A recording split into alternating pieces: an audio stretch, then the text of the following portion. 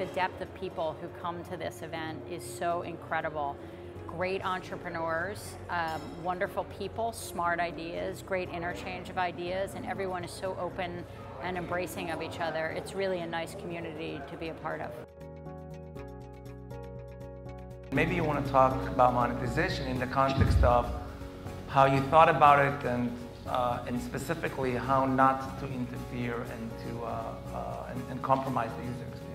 I see it many times. Companies start and immediately the entrepreneurs put on decks like crazy assumptions. Within 3 years, they're going to make $2 billion and exit and all kinds of things like that. And I said, what? So I think it was very clear to us that if we build it right and we grow it right, the business will follow.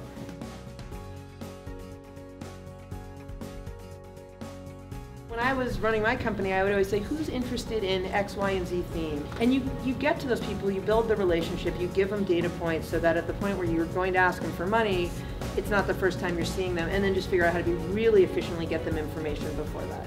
I look at buying a lot of companies, professionally and personally, and I always like to find good DNA of entrepreneurs. And coming to an event like this is exactly the kind of environment where you can find the most passionate, smart, brilliant entrepreneurs who really are steeped in the particular vertical that they're investing and spending their time in. It's really a very unique network to be a part of. They found out that the people were inside their data center for months and months and months poking around before they did something. And yet our whole model is to still try and protect ourselves under the premise that we build a wall around everything and somehow it stays safe. And so this is how these marketplaces get built. You got to go up, because you can't just go, okay, let's just nail this side of it, and then we'll figure out the other side later. It doesn't usually work that way. Bringing people here across the industry, investors and startups, is allowing a lot of our startups in Israel to become much closer to the business here and ideally allow them to scale much faster. Entrepreneurs, venture capitalists, corporate CEOs, everyone knows that ICON is a critical part of this ecosystem. Whenever I think about culture, truly, I think about DNA, always. So now that we have the DNA, we have hiring people, and these hiring people will hire people like them. Right, when an Israeli founder walks in the room, or you say, hey, I'm going to introduce you to an Israeli company, I think what the investor is expecting to see is a lot of influence on what ends up happening at the next stage. I think there's a core economic question of, can you build something that's economically differentiated as a business? Like, is there value creation that truly is different, not in a small linear way, not 10% more efficient?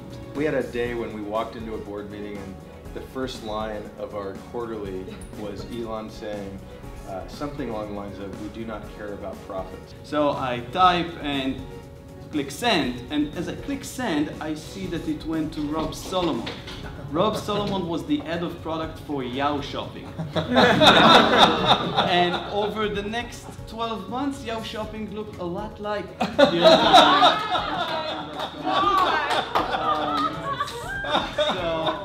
I guess if you do product work, try to do it for your company.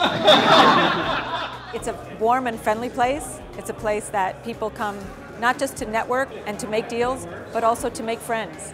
And that's really special. There is a tremendous willingness to start companies, and then so many of them have unfortunately had exits that are somewhat earlier than they perhaps should have been, and they haven't scaled quite as much as they perhaps could have. And especially if you have this sort of a crazy power law distribution, you know, if you sell a company at 200 million, 300 million valuation, that sounds like fantastic the day you're starting it.